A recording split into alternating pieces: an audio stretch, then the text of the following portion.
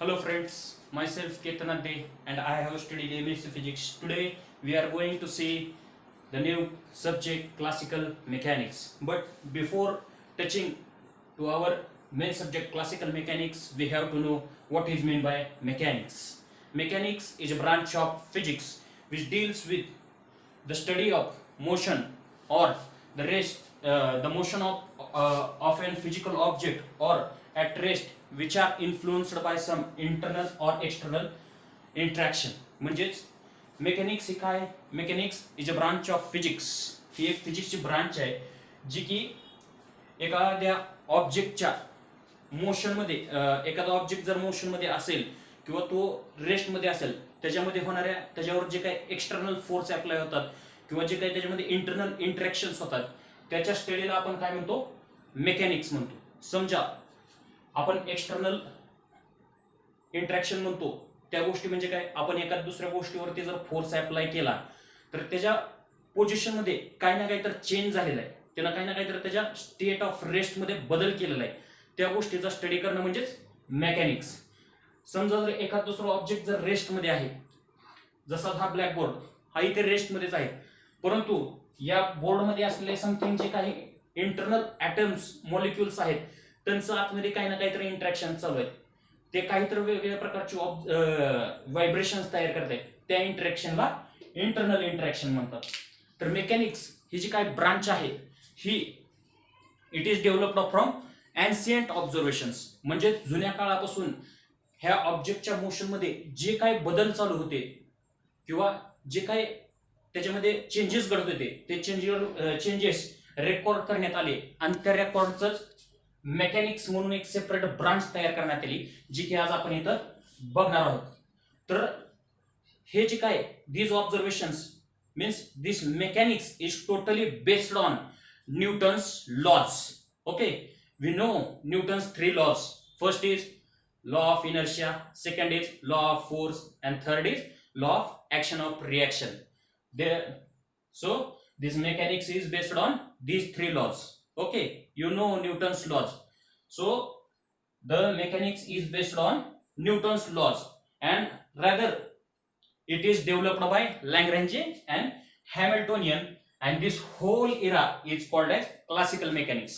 म्हणजे हे जे काय मेकॅनिक्स आहे हे प्रिलिमिनरी न्यूटन्स लॉज वरती बेस आहे आणि नंतर हे लॅग्रेंजियन आणि हॅमिल्टोनियन ह्यांनी डेव्हलप करत गेलेले. आता न्यूटन आपल्या सर्वांना माहिती आहे, लॅग्रेंजी आणि हॅमिल्टोनियन जे काय आहे ते आपण या क्लासिकल मेकॅनिक्स मध्ये बघणार आहोत की ज्यांनी या पूर्ण क्लासिकल मेकॅनिक्स मध्ये किंवा जे काही फिजिकल ऑब्जेक्ट्स आहेत त्यांच्या मोशनमध्ये किंवा त्यांचे जे काही मोमेंटम्स आहेत त्यांचे एनर्जीज आहेत त्याच्यामध्ये कशा प्रकारचे किंवा ह्या क्लासिकल फील्डमध्ये ते कशा प्रकारे डेव्हलपमेंट करत गेले ते आपण इथं शिकणार आहोत. मग ह्याच फील्डला काय म्हणतात? क्लासिकल मेकॅनिक्स म्हणतात. मग classical generally what is mean by classical? Now we know what is mean by mechanics.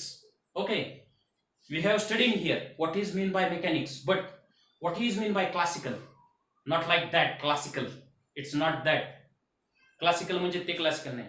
Classical means easily observable to our eyes with a low speed or low velocity. Okay, classical means easily observable to our eyes with low velocity. म्हणजे आपण classical कुठल्या गोष्टीला म्हणू शकतो जे आपल्या डोळ्यांना सहजासहजी दिसू शकतात आणि ज्याचा स्पीड किंवा ज्याचा वेग कमी आहे. मग याची उदाहरणं काय? सेल्फ आपण स्वतः एक क्लासिकल बॉडी आहे. का? तर आपण इझिली ऑब्झर्वेबल आहोत. आपण एकमेकाला बघतो म्हणजे आपण ऑब्झर्व केलं जाऊ शकतो आणि त्याचबरोबर आपल्याला एक लो स्पीड आहे. बरोबर आहे, म्हणून आपल्याला क्लासिकल बॉडीज म्हणतात. बरोबर. मग anything which is observable to our eyes with a low speed is called as classical bodies. What is called as classical bodies? And the bodies which are not seeable or not observable to our eyes easily and have high speed, the objects which are not easily observable to our eyes and have high speed, that objects is called as quantum objects or quantum bodies. Okay, classical bodies म्हणजे नेमकं काय ते कळलंय. त्याचं example काय, आपण स्वतः किंवा आपल्याला ज्या गोष्टी जनरली किंवा इझिली एकदम इझिली ऑब्झर्वेबल होतात आणि त्यांना काहीतरी एका लिमिटेड स्पीड असतो, त्या गोष्टींना क्लासिकल म्हणतात. आणि त्याचबरोबर ज्या गोष्टी आपल्या डोळ्यांना सहजासहजी दिसू शकत नाहीत आणि ज्यांचा स्पीड खूप जास्त प्रमाणात असतो, अशा गोष्टींना क्वांटम ऑब्जेक्ट किंवा क्वांटम बॉडीज म्हणतात. मग ह्या क्वांटम बॉडीजचं किंवा क्वांटम ऑब्जेक्टचं एक्झाम्पल काय असू शकतं? ॲटम, इलेक्ट्रॉन, न्यूट्रॉन, प्रोटॉन, हे जे काय आहेत किंवा पार्टिकल हे जे आहेत हे ह्या क्वांटम बॉडीजचे एक्झाम्पल आहे. जनरली हे जे क्लासिकल मेकॅनिक्स आहे, this classical mechanics is unuseful to study or to describe the motion of these quantum bodies, due to which to describe the motion of these quantum bodies a new theory or a new mechanics is put forth. That mechanics is called as quantum mechanics. Okay, the classical mechanics is unuseful to describe behavior of microscopic particle. Microscopic particle म्हणजे काय, जे आपल्या डोळ्याला दिसू शकत नाहीत, म्हणजेच quantum bodies.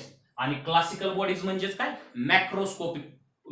Macroscopic म्हणजे जे आपल्या डोळ्याला सहजासहजी दिसू शकतात, अशा गोष्टींना आपण मॅक्रोस्कोपिक म्हणतो. आणि जे आपल्या डोळ्याला इझिली दिसू शकत नाहीत त्यांना आपण मायक्रोस्कोपिक पार्टिकल म्हणतो. मग अशा जे काय मायक्रोस्कोपिक पार्टिकल आहेत किंवा ज्या काय क्वांटम बॉडीज आहेत, याचा स्टडी करण्यासाठी क्वांटम मेकॅनिक्स डेव्हलप करण्यात आलं. The subject which is developed to study the microscopic properties of an object is called as quantum mechanics. Okay, quantum mechanics हे एक वेगळंच अजून विषय आहे जे की आपण नंतर बघूया. बरोबर. तर या क्लासिकल मेकॅनिक्स मध्ये पार्टिकलच्या in classical mechanics there are some things like linear momentum, angular momentum, energy conservation. In this classical mechanics, the conservation theorems like energy conservation, linear momentum conservation, and angular momentum conservation, these things are has universal validity, means accepted by relativistic mechanics and quantum mechanics. म्हणजे universal acceptance म्हणजे काय, तर त्या सगळ्या गोष्टी classical बॉडीसाठी universally accepted झालेले आहेत. तर हे जे काय आज आपण बघितलेलं आहे हे पूर्ण आपलं इंट्रोडक्शन टू क्लासिकल मेकॅनिक्स आहे. याच्यानंतर ना आपण जसजसं पुढे जाऊ तसतसं अजून जास्त आपण या गोष्टी याच्यात बघत जाणार आहोत.